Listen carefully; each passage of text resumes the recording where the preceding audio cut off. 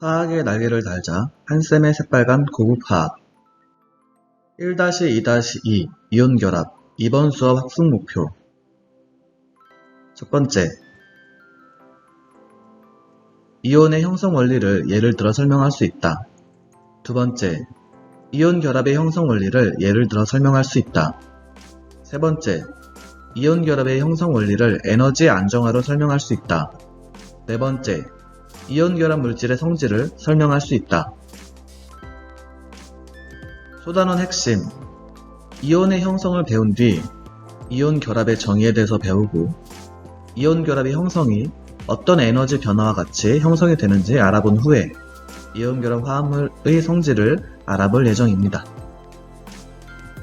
이온의 형성 원리를 자세히 배우기 전에 가운데 있는 주기율표를 활용해서 양이온과 음이온의 대략적인 형성 원리를 배운 후 그 다음에 이온의 형성을 자세히 배워보도록 하겠습니다.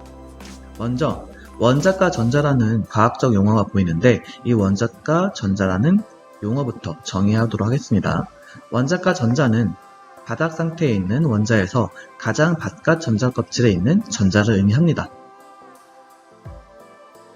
1쪽부터 18쪽까지 원자과 전자에 대해서 한번 알아보도록 합시다.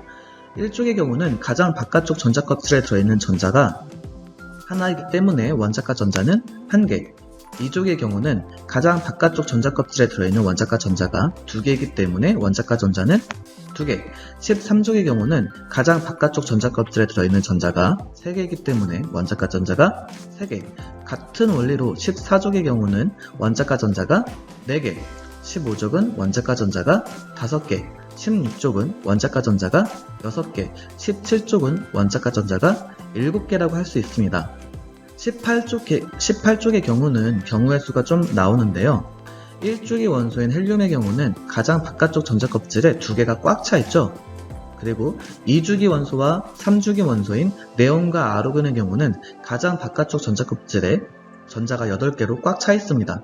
4주기, 5주기 원소는 가장 바깥쪽 전자 껍질에 전자가 18개로 꽉 차 있습니다. 따라서 경우에 따라서 2개가 될 수도 있고 8개가 될 수도 있고 18개가 될 수 있습니다. 이렇게 되면은 원자과 전자가 일관성이 없기 때문에 여기에서 원자과 전자 정의가 한 가지가 추가됩니다. 바로 화학 결합에 참여할 수 있는 전자. 18쪽 원소의 경우는 전자 껍질에 전자가 꽉 차 있기 때문에 옥텟 규칙을 또는 듀엣 규칙, 확장된 옥텟 규칙을 만족한다고 했습니다. 그래서 매우 안정하기 때문에 얘네들은 화학결합에 참여하지 않는 원소들입니다. 따라서 화학결합에 참여하는 전자가 없기 때문에 18쪽 원소의 경우는 원자과 전자가 0개라고 할 수 있습니다. 따라서 우리가 화학결합에 참여하는 원소들을 따로 볼 때는 18쪽을 제외하고 1쪽부터 17쪽에 주목해서 화학결합을 생각해주면 됩니다. 그렇다면 이온을 만들어지는 원리는 바로 안정해지기 위해서입니다. 우리가 안정해지기 위해서는 가장 바깥쪽 전자 껍질에 전자가 꽉 차 있으면 되겠죠. 듀엣 규칙이라든지 옥텟 규칙, 확장된 옥텟 규칙을 만족하면 됩니다. 무슨 말이냐? 18쪽 원소의 전자 배치를 따르면 되는데 1쪽의 경우는 전자를 7개를 받아서 꽉 찰 수도 있고 전자 하나를 버려서 다음 껍질이 아니라 그 이전 껍질이 꽉 차 있기 때문에 그렇게 옥텟 규칙을 만족시키는 방법이 있고 2쪽의 경우는 전자를 2개를 버리거나 또는 6개를 얻는 방법이 있습니다. 그래서 어느 방법이 쉬울지는 여러분들이 잘 선택을 해야 되는데 따라서 양이온과 음이온이 형성되는 원리를 간단하게 배워보도록 하겠습니다. 바로 여기 1쪽, 2쪽, 13쪽의 경우는 각각 전자를 7개, 6개, 5개 얻는 것보다 전자를 하나, 둘, 3개를 버려서 그 이전의 껍질이 꽉 차 있는 걸로 안정화될 수 있습니다. 따라서 이 1족, 2족, 13족은 금속인데 이 금속은 전자를 7개, 6개, 5개 얻는 것보다 1개, 2개, 3개를 버리는 게 쉽기 때문에 전자를 버린다, 즉 마이너스가 나간다, 그럼 플러스만 남겠죠? 더 양이온이 되기 쉽습니다. 마찬가지 원리로 사족을 보면은 사족의 경우는 전자를 4개를 얻거나 4개를 버리는데 애매하죠. 그래서 14족의 경우는 14족을 제외하고 15족, 16족, 17족을 보겠습니다. 15족, 16족, 17족은 전자를 3개 얻을 수 있고 16족은 2개 얻을 수 있고 17족은 하나 얻을 수 있습니다. 또 다른 방법으로는 15족은 전자를 5개 버릴 수 있고 16족은 6개 버릴 수 있고 17족은 7개 버릴 수 있습니다.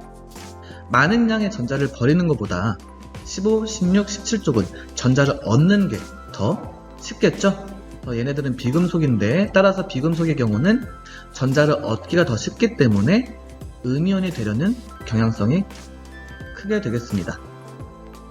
그래서 이제부터는 이온의 형성을 조금 더 예시를 들어가면서 자세히 배워보도록 합시다. 첫 번째 예시, 양이온의 형성이기 때문에 1족, 2족, 13족에 해당되겠죠. 나트륨을 보겠습니다. 나트륨을 한번 선생님이 동그라미 쳐볼게요. 3주기 1족 원소이죠. 그래서 이렇게 표현할 수가 있습니다. 그럼 나트륨의 경우는 안정화되는 방법이 전자를 7개를 얻거나 또는 전자를 하나 버리는 경우라고 했죠. 근데 7개의 전자를 얻어서 옥텟 퀴즈를 만족시킬 수도 있고 전자를 하나를 버리면서 그 이전 껍질, 두 번째 껍질에 전자가 8개가 꽉 차 있기 때문에 전자를 하나 버리고 옥텟 퀴즈를 만족할 수 있습니다.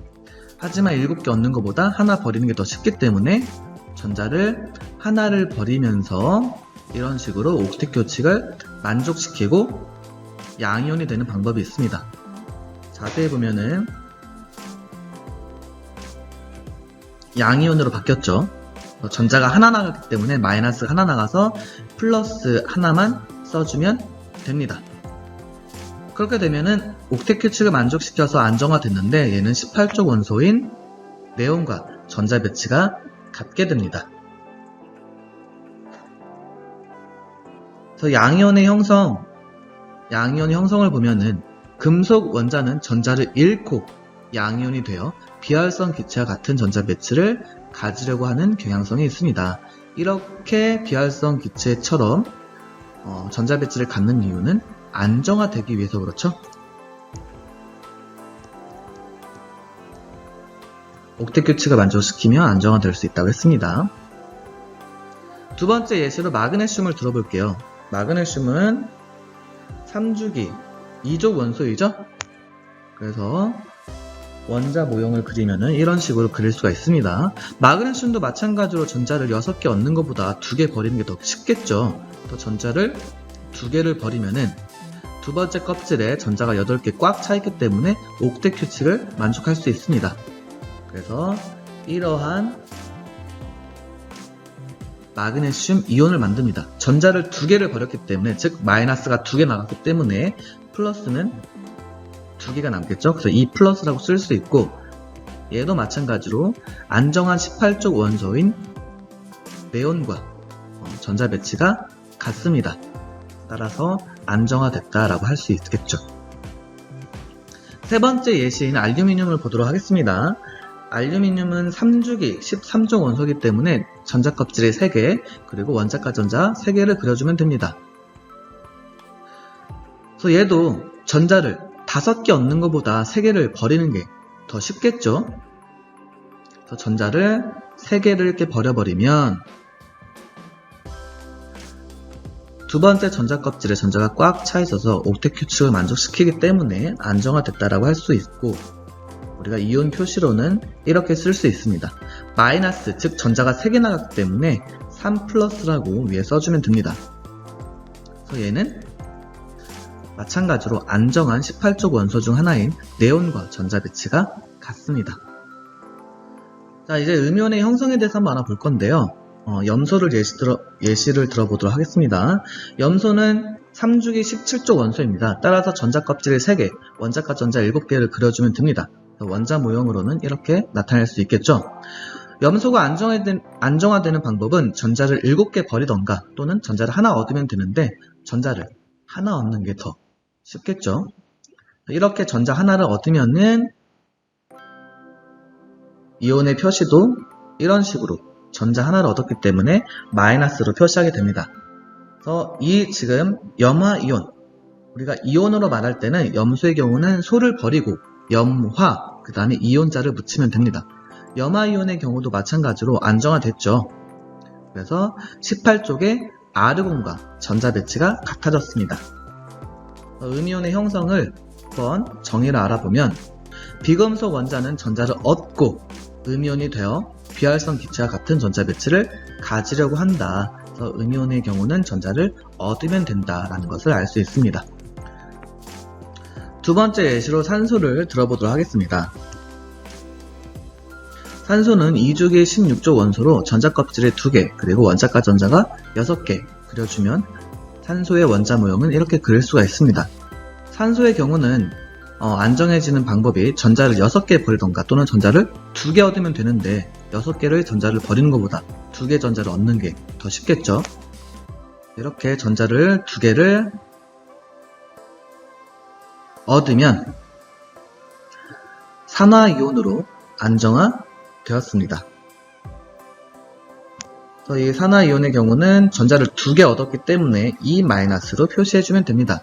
얘도 마찬가지로 안정화 18쪽 원소인 네온과 전자 배치가 같아집니다. 세 번째 예로 질소를 들어보겠습니다. 질소는 지구율상에서 2주기 15족에 해당하는 원소입니다. 2주기이기 때문에 전자 껍질은 2개, 그리고 15족이기 때문에 원자과 전자는 5개, 따라서 원자 모형을 이렇게 그릴 수가 있습니다. 아직은 불안정한 원소이기 때문에 질소가 안정한 이온으로 되기 위해서는 전자를 5개 잃어서 첫 번째 껍질에 전자가 꽉 채워져 있는 상태로 되거나 또는 전자를 3개를 얻어서 두 번째 전자 껍질에 전자가 8개로 꽉 채워지는 방법이 있습니다. 전자를 5개 잃는 것보다 전자를 3개 얻는 것이 더 쉽기 때문에 전자를 이렇게 3개를 얻어서 전하를 표시할 때는 전자 3개, 즉 3개의 마이너스가 들어온 거죠. 그래서 N, 3-라고 위첨자로 써주게 됩니다. 따라서 이 질소 이온의 모형을 보면 질소 이온이 아니라 얘는 소는 화로 바꿔서 질화 이온이라고 부릅니다. 이 질화 이온의 경우는 네온과 전자 배치가 같죠? 따라서 안정한 이온이라고 할 수 있습니다. 원자에서 이온이 됐을 때 그 사이즈, 크기를 볼 겁니다. 양이온이 되는 대표적인 예가 나트륨을 들 수 있겠죠? 나트륨의 경우는 전자를 7개 얻거나 하나 버려서 이온이 되는 방법이 있는데 7개 얻는 것보다 하나 버리는 게 더 쉽다고 했습니다. 그래서 이렇게 전자를 하나 버리면 옥텟 규칙을 만족하면서 나트륨 양이온으로 안정되었습니다. 일단 껍질수가 줄어들었기 때문에 원자에서 이온이 될 때 사이즈가 줄어들었죠. 즉 원자에서 양이온이 될 때는 사이즈가 줄어든다는 것을 우리가 알 수 있습니다. 근데 여기서 사이즈가 멈추는 것이 아니라 가운데 원자 핵을 잘 보면 원자 핵의 전하량이 플러스 11입니다. 사이즈는 줄어들었지만 전자 하나가 나갔기 때문에 전자만 나갔기 때문에 가운데 있는 양성자의 개수는 그대로입니다. 그래서 원자 상태일 때는 11개의 양성자가 11개의 전자를 당겼지만 이온이 되고 났을 때는 11개의 양성자가 10개의 전자를 당기고 있기 때문에 전자 1개가 받는 양성자의 힘의 크기는 더 커질 수밖에 없습니다. 따라서 안쪽으로 더 잘 끌려온다는 걸 의미를 해요. 이러한 이유로 사이즈는 더 줄어들게 됩니다. 정리를 하자면 원자 상태에서 양이온이 될 때는 전자 껍질 감소로 인해서 사이즈는 감소하게 된다. 자, 이번엔 음이온을 예를 들어 볼게요. 음이온이 되는 대표적인 예로 산소를 선생님이 가져다 놨어요. 여기는 산소의 경우는 원자과 전자가 6개이기 때문에 6개의 전자를 버려서 이온이 되던가 또는 2개의 전자를 받아서 이온이 되는 방법이 있는데 2개의 전자를 받아서 이온이 되는 게 더 쉽겠죠. 이렇게 2개의 전자를 받아서 산화이온 또는 산화이가이온이 되었습니다. 양이온과 다르게 전자 껍질에는 변화가 없어요. 기존에 있던 껍질에 부족한 부분이 채워지는 거기 때문에. 하지만 양성자를 이번에도 볼 겁니다. 가운데 있는 원자 핵의 전하량은 플러스 8, 이온이 됐을 때도 플러스 8. 하지만 전자는 원자 상태일 때는 총 8개의 전자가 있었지만 이온이 됐을 때는 총 10개의 전자가 되었어요. 따라서 전자 한 개당 받는 전하량의, 즉 원자 핵의 전하량의 크기는 줄어들었습니다. 그리고 같은 공간에 있을 때 이 전자의 개수가 늘어났죠. 그럼 자기네들끼리 같은 마이너스 극을 띠기 때문에 서로 어떻게 하려고 할까요? 저 밀어내겠죠, 이렇게. 서로 더 밀어내는 힘이 커지겠죠. 왜? 전자 두 개가 들어와서 조금 더 가까워졌기 때문에 아 싫어, 난 널 밀어낼 거야, 같은 마이너스 극 때문에 밀어낼 거야 하면서 서로 밀어내다 보니까 이런 식으로 원자 상태보다 이온 상태일 때가 더 반지름이 커집니다. 정리를 하자면 음이온의 경우는 원자 상태에서 음이온이 될 때 전자 사이의 반발력에 인해서 크기가 더 커진다라고 정리할 수 있습니다. 지금까지 양이온과 음이온의 형성 원리에 대해서 배웠습니다. 그렇다면 그 만들어진 양이온과 음이온이 결합한 이온 결합의 형성에 대해서 배워보도록 하겠습니다. 그 첫 번째 예로 염화나트륨을 들 수가 있는데, 염화나트륨은 나트륨과 염소가 결합되어 있는 것이 아니라 나트륨 이온과 염화이온이 결합되어 있는 형태입니다. 따라서 지금 현재 여러분 화면 속에 보이는 나트륨과 염소를 이온 상태로 바꿔줘야 됩니다. 나트륨은 원자과 전자가 하나이기 때문에 전자를 하나 잃어버리는 게 쉽고, 염소의 경우는 17쪽, 즉 원자과 전자가 7개이기 때문에 전자를 하나 얻는 것이 쉽습니다. 그래서 각각 전자를 하나 잃고 그 잃은 전자를 원소가 얻게 되면 안정한 이온이 될 수 있겠죠. 따라서 나트륨은 나트륨 이온으로, 염소는 염화 이온이 되었습니다. 이들의 전하를 잘 보면 나트륨 이온은 플러스, 염화 이온은 마이너스입니다. 따라서 이들 사이에는 플러스와 마이너스는 서로 잡아당기기 때문에 이러한 정전기적 인력에 의해서 서로 당겨지게 됩니다. 이렇게 형성된 결합을 이온 결합이라고 부릅니다. 조금 더 구체적으로 정의를 내려보면 전자를 잃기 쉬운 금속 원자, 여기에선 나트륨이죠. 전자를 얻기 쉬운 비금속 원자, 여기서는 염소겠죠. 이 둘이 만나서 생성된 양이온과 음이온, 양이온은 나트륨 이온, 음이온은 염화 이온이 되겠죠. 이들 사이의 정전기적 인력에 의한 결합을 이온 결합이라고 합니다. 이 정전기적 인력은 우리가 쿨롱 힘이라고도 부르는데요. 이 쿨롱 힘은 특이한 점이 한 가지 있습니다. 서로 방향성 있게 잡아당기는 것이 아니라 이 쿨롱 힘, 즉 정전기적 인력은 모든 방향으로 작용하게 됩니다. 따라서 이온 결합의 경우는, 특히 염화나트륨의 경우는 나트륨 이온과 염화 이온이 하나하나씩 결합되어 있는 게 아니라 모든 방향으로 이 쿨롱힘, 즉 정전기적 인력이 작용하기 때문에 여러 개의 나트륨 이온과 여러 개의 염화 이온이 규칙적으로 배열되어 있는 형태로 결합을 하게 됩니다. 따라서 이런 모습으로 결합을 하게 됩니다. 여러분들 화면에 보이는 염화나트륨의 경우는 나트륨 이온과 염화 이온이 규칙적으로 여러 개가 배열되어 있는 걸 볼 수 있죠. 이렇게 규칙적으로 배열될 수 있는 이유를 인력과 반발력으로 설명해 보겠습니다. 인력은 안정화되는 에너지라고 생각하고 반발력은 불안정화되는 에너지라고 생각하면은 반발력보다는 인력이 커야 안정화될 수 있다는 것을 여러분들이 생각을 할 수가 있어요.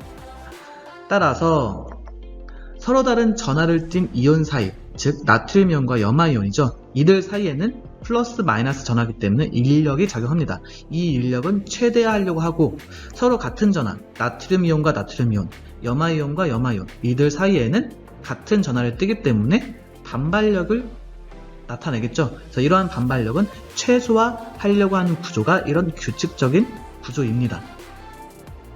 그래서 잘 보게 되면은 나트륨 이온과 염화 이온이 한 칸 건너뛰면서 이런 식으로 배열되어 있는 것을 볼 수가 있습니다.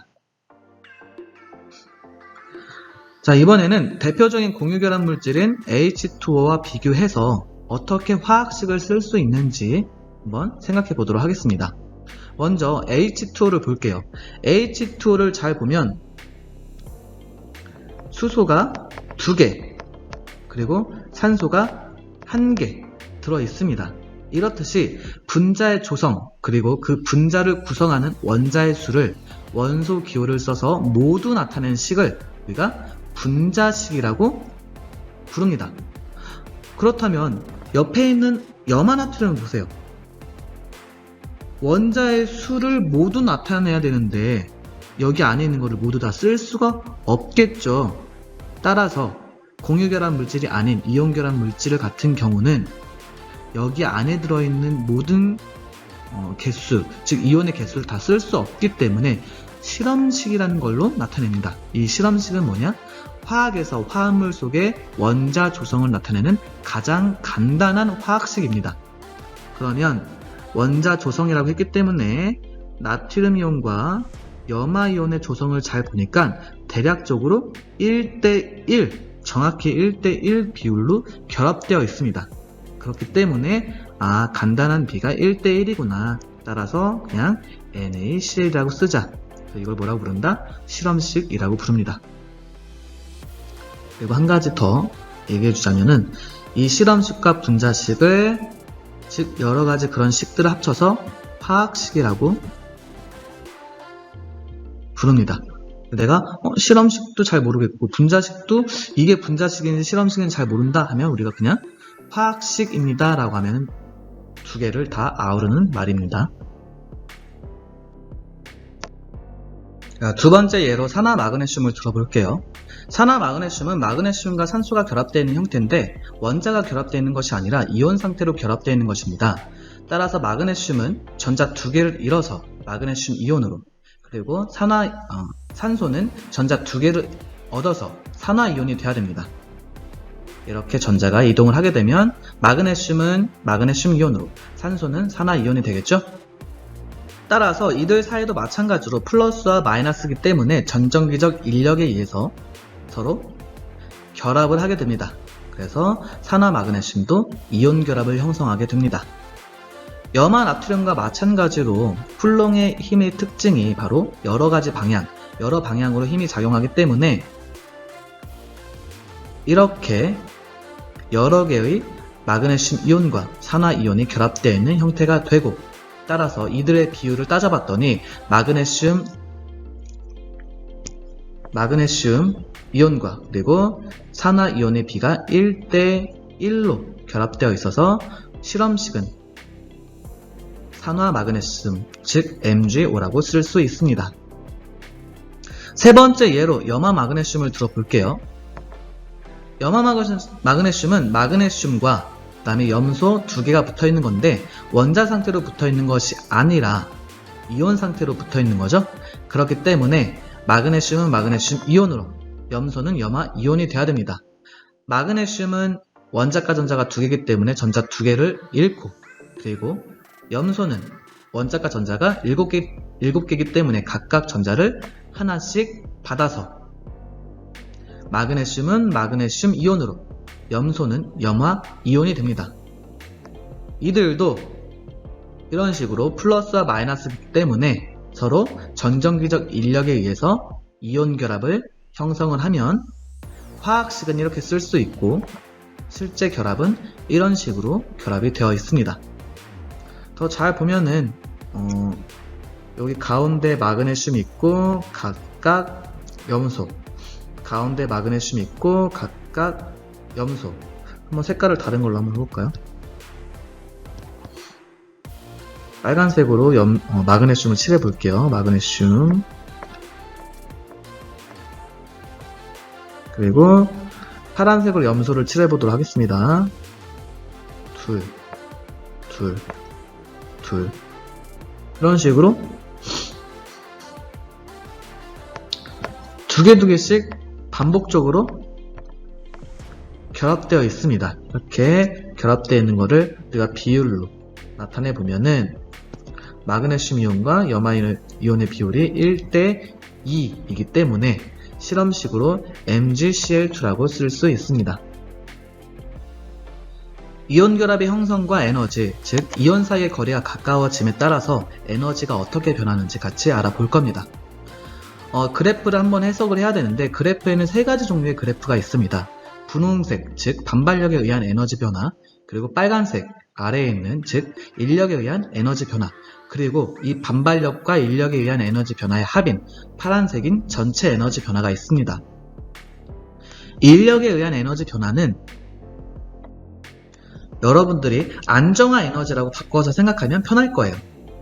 에너지가 낮으면 낮을수록 안정화되는데 인력이 크면 클수록 에너지가 낮아지고 그리고 더 안정화된다라고 생각해주면 돼요. 따라서 이온 거리가 점점 짧아지는 방향으로 따지면 이 방향으로 갈수록 에너지가 낮아지는 걸 볼 수가 있죠. 서로 두 이온이 가까워지기 때문에 인력은 커지고 그래서 마이너스 쪽으로 내려가기 때문에 더 안정화된다는 걸 알 수 있습니다. 반대로 반발력을 볼게요. 이온 사이의 거리가 가까워짐에 따라서 이온에 있는 그 원자핵과 원자핵 사이의 반발, 그리고 전자와 전자 사이의 반발력이 더 커질 거예요. 그래서 이 반발력에 의한 에너지 변화는 불안정화 에너지라고 생각해주면 돼요. 불안정화 에너지. 그럼 에너지가 높으면 높을수록 불안정화되기 때문에 마찬가지로 이온 사이의 거리가 가까워지면 가까워질수록 반발력은 커지기 때문에 불안정화 에너지, 반발력이 증가하겠죠. 그럼 전체적인 에너지 변화를 통해서 한번 이온 사이 거리에 따른 에너지를 알아볼게요. 인력에 의해서 점점 가까워지겠죠. 마찬가지로 모든 구간에서 인력과 반발력이 존재하는데 서로 가까워진다는 건, 즉 B 지점 전까지 서로 가까워진다는 건 인력과 반발력 중에서 인력이 더 우세하게 작용한다는 것을 알 수가 있습니다. B 지점을 볼게요. 전체 에너지 변화에서 B 지점이 가장 에너지가 낮은 지점이죠. 에너지가 가장 낮다는 것은 가장 안정한 부분이라는 겁니다. 가장 안정하다는 것은 인력과 반발력이 균형을 이루고 있다라는 걸 의미해요. 따라서 여기에서 이온 결합을 형성하게 됩니다. 이 B 지점에서 이온 결합을 형성하고 이 B 지점에서 이온 사이의 거리, 즉 R0는 이온 결합 길이 또는 평형 거리라고 부릅니다. 점점점 더 가까워지면은 갑자기 전체 에너지가 쭉 올라가죠. 이때는 에너지가 증가한다는 것은 더 불안정화된다는 걸 의미해요. 그렇다는 것은 반발력이 더 우세하다는 것을 알 수 있습니다. 이온결합 화합물의 성질을 볼게요. 그 첫 번째로 부스러짐이 있습니다. 각 이온이 다른 전하를 띠는 여러 개의 이온과 결합함으로 단단하지만 외부에서 힘을 가하면 쉽게 쪼개지거나 부서집니다. 따라서 지금 화면으로 보이는 것처럼 이렇게 이온 결합 물질이 있는데 한쪽 방향으로 힘을 가하게 되면 서로 어긋나게 되는데 어긋나면서 마이너스 마이너스 플러스 플러스 이렇게 더 쉽게 만날 수 있겠죠. 그렇기 때문에 반발에 의해서 이런 식으로 쉽게 쪼개지거나 부서지게 됩니다. 두 번째, 용해성이 있습니다. 물과 같은 극성 용매에 대부분 잘 녹는다는 성질을 가지고 있는데 지금 화면으로 보는 것처럼 이온 결합 물질을 물속에 넣게 되면 아주 잘 녹습니다. 대표적으로 소금을 들 수가 있는데 여러분들 물에 소금을 녹이게 되면 아주 고루고루 잘 섞이게 되죠. 이러한 이유를 수화작용으로 설명할 수가 있습니다. 수화작용은 물 분자의 이온 결정이나 극성 물질이 용해될 때는 물 분자가 이온이나 극성 분자 주위를 에워싸서 용해시키는 작용, 얘를 수화작용, 물 숫자를 쓰는 건데요. 물의 전하를 알아야 되는데 우리가 산소와 수소가 있을 때 산소가 전기 음성도라는 것이 더 크기 때문에 즉 전자를 더 잘 땡겨옵니다. 산소하고 수소 사이에는 이런 식으로 전자 쌍이 있는데 산소가 더 전자를 잘 당겨오기 때문에 이 전자 쌍이 살짝 산소 쪽으로 치우쳐 있습니다. 따라서 이런 식으로 전자쌍이 치우치게 되고, 그렇기 때문에 산소는 부분적인 음전하를 띠게 되고 수소는 부분적인 양전하를 띠게 됩니다. 우리가 부분전하를 말할 때 여기에 있는 델타, 소문자 델타를 쓰게 됩니다. 그렇기 때문에 여기를 경계로 부분 음전하, 부분 양전하를 경계로 부분 음전하인 산소 쪽에는 양이온이 오게 되겠고요. 즉 양이온 주변에는 산소 방향으로 둘러싸게 됩니다. 따라서 여기 나트륨이 양이온이죠? 그래서 나트륨 주변에 있는 물 분자를 보면은 산소 원자가 에워싸고 있는 걸 볼 수가 있어요. 왜? 산소 원자는 부분적으로 음전하를 띠고 있기 때문에 양이온을 둘러싸는 겁니다. 반대로 수소의 경우는 부분 양전하를 띠고 있기 때문에 음이온을 에워쌉니다. 그래서 화면에서 보이는 것 같이 음이온인 염화이온 주변에는 산소 대신에 수소 부분이 둘러싸는 걸 볼 수 있죠. 그래서 이런 걸 수화 작용이라고 한다. 자, 세 번째, 전기 전도성이 있습니다. 고체 상태에서는 이온들이 자유롭게 이동하지 못하므로 전기 전도성이 없습니다. 따라서 고체 상태에서 우리가 전기가 잘 통하게 되기 위해서는 자유롭게 움직일 수 있는 플러스, 자유롭게 움직일 수 있는 마이너스가 있어야 돼요. 근데 고체는 양이온과 음이온이 딱 고정되어 있는 상태이기 때문에 전류를 흘려줬을 때 얘네들이 이동하지 않습니다. 그렇기 때문에 전기 전도성이 없습니다. 하지만 액체나 수용액 상태에서는 이온들이 자유롭게 이동이 가능하기 때문에 전기 전도성을 갖게 됩니다. 이렇게 액체 또는 수용액 상태에서는 전기가 아주 잘 통하는 상태입니다. 네 번째, 끓는 점과 녹는 점에 대해서 알아볼게요. 이온결합 화합물의 경우는 녹는 점과 끓는 점이 매우 높아서 상온에서 대부분 고체로 존재합니다. 여러분들 주방에 가보면 소금이 보일 거예요. 소금은 대표적인 이온결합 화합물이죠. 그런데 어떤 상태로 존재하나요? 그렇죠. 고체 상태로 존재하죠. 표를 보면서 조금 더 구체적으로 알아보도록 합시다. 이온결합 화합물의 녹는 점과 끓는 점을 결정하는 요인은 두 가지 요인이 있습니다. 그 첫 번째로 두 이온, 전하 사이의 거리와 두 번째로 각 이온의 전하량을 들 수 있습니다. 먼저 두 이온 사이의 거리에 따라서 어떻게 녹는 점이 변하는지 확인해 보도록 할게요. 자, 표의 왼쪽을 보면은 NaF, KF, RBF가 있습니다. 이들 사이, 즉 이 세 화합물에서 이온 사이의 거리는 NaF가 가장 짧고 RBF가 가장 깁니다. 따라서 NaF로 갈수록 이온 사이의 거리가 짧아지죠. 그거에 따라서 녹는 점은 더 높아지는 걸 확인할 수가 있습니다. 이들 화합물은 플러스 1가와 마이너스 1가로 이루어져 있는 이온결합 화합물입니다. 자, 이번에 오른쪽의 표를 볼까요? 오른쪽의 표의 화합물들은 플러스 2가 그리고 마이너스 2가 이온들의 결합된 이온결합 화합물입니다. 얘네들도 잘 보면은 MgO 그리고 CaO, SrO로 갈수록 이온 사이의 거리가 점점 길어짐을 알 수 있습니다. 반대로 MgO로 갈수록 거리가 점점 짧아짐을 알 수 있죠. 즉 거리가 짧아지면 짧아질수록, 즉 가까워지면 가까워질수록 녹는 점이 높아지는 것을 확인할 수가 있습니다. 따라서 두 이온 사이의 거리가 가까울수록 녹는 점이 어떻게 된다? 높아진다 라고 설명할 수 있겠죠. 자, 두 번째로는 각 이온의 전하량을 들 수가 있습니다. 한번 전하량을 확인해 볼게요. 이온 사이의 거리가 비슷하면서 전하가 다른 이 두 물질을 우리가 찾아서 확인을 해야겠죠. 자, 이렇게 비교해 볼게요.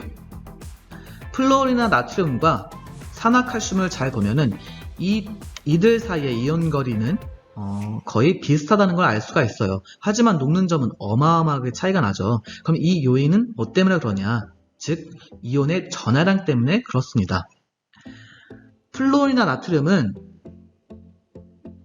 1가 양이온과 1가 음이온으로 이루어져 있지만 산화 칼슘은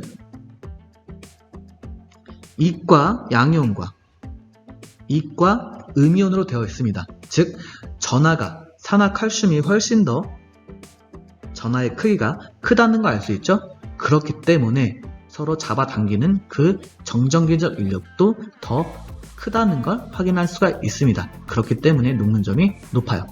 따라서 정리하자면 각 이온의 전하량이 녹는 점이 산화 칼슘이 더 크죠. 각 전하의 전하량이 크면 클수록 서로 잡아당기는 정전기적 인력이 더 크기 때문에 녹는 점이 어떻게 된다? 높다라고 할 수가 있겠죠. 우리가 단순하게 녹는 점은 그냥 녹는 점으로 생각하면 안 돼요. 방금 전에 선생님이 말했듯이 뭐라고 했어요? 그렇죠. 정전기적 인력이라고 했죠. 즉, 두 이온 사이의 힘, 정전기적 인력이라고 바꿔서 생각을 해야 됩니다. 녹는 점이 높다는 것은 서로 잡아당겨서 놓지 않으려고 한다. 인력이 크다. 그렇기 때문에 인력이 세다, 크다 이런 식으로 바꿔서 생각을 해야 돼요. 앞으로 화학에서 녹는 점이 높다, 끓는 점이 높다 라고 나오게 된다면 여러분들이 두 입자 사이의 인력이 크구나, 세구나 이런 식으로 바꿔서 생각하는 힘을 길러야 됩니다. 자, 따라서 이 두 가지 요인으로 수식을 나타낼 수가 있는데요. 그 수식은 쿨롱 힘이라고 부릅니다. 아까 전에도 우리가 앞에서 쿨롱 힘에 대해서 얘기했었죠. 이 쿨롱 힘은 그렇죠. 두 입자 사이의 정전기적 인력을 쿨롱 힘이라고 부른다고 했습니다. 우리가 이 쿨롱 힘을 결정하는 두 가지 요인인 두 이온 사이의 거리 그리고 각 이온의 전하량, 이 전하량의 곱. 그렇기 때문에 이 수식을 잘 보면은 두 전하 사이의 거리는 분모에 있기 때문에 거리가 짧으면 짧을수록 쿨롱힘, 즉 정전기적 인력이 커지고 위에 있는 이온의 전하량은 분자에 존재하기 때문에 두 전하량이 크면 클수록 쿨롱힘이 커진다 라고 수식으로도 설명할 수가 있어요. 자, 이것으로 우리가 이온 결합에 대해서 한번 알아보았는데요. 교육 없는 천재는 광산 속의 은이나 마찬가지다. 벤자민 플랭클린. 여러분들은 똑똑하고 열심히 노력한다면 모두 다 해낼 수 있는 그런 학생들입니다. 광산 속에서 숨어있지 말고 여러분의 능력을 잘 펼치기 바랍니다. 다음 시간에 만나요.